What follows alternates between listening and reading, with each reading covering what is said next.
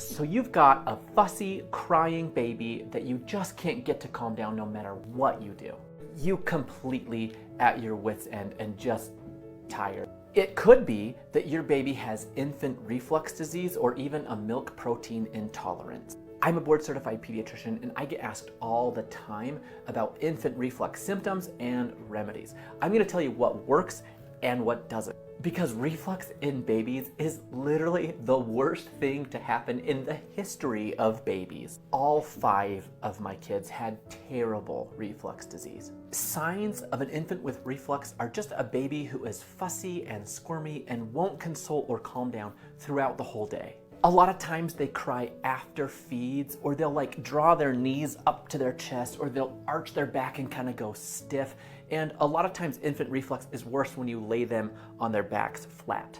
Treatment of a baby with reflux is kind of a stepwise approach. So some of these things you're gonna say, Dr. Williams, I'm already doing these things, but let's get through all of the steps. First, and this seems obvious, you're gonna burp them halfway between each feed, and then at the end of each feed, you're going to burp them again and keep them upright for a full half an hour. The next thing to try, if you're breastfeeding, is to remove all dairy from mom's diet, which is a lot, and you have to do it for 2 weeks. Trust me, when all 5 of ours were diagnosed with reflux, we went through this 5 times, and I know what a beast it is. They sneak dairy into everything. If your child is formula fed, you might consider a specialty hydrolyzed formula where those milk proteins are already broken down. Think of the mama bird that kind of chews up the worm and then disgustingly puts that right into baby bird's mouth.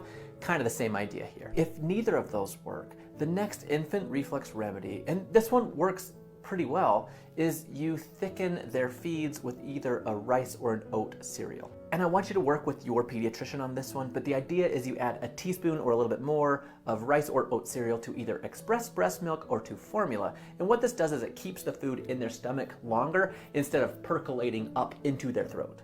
If you have tried everything on this video and you still have a refluxy baby, the next step might be medicines that actually change the acidity of what's in their stomach. And I'm gonna tell you that reflux medications in babies, they come with their own risks and their benefits. I think it's worth an entire video just to talk about these. So obviously follow along if you are curious about that one, or if you just need evidence-based kid content from an actual pediatrician.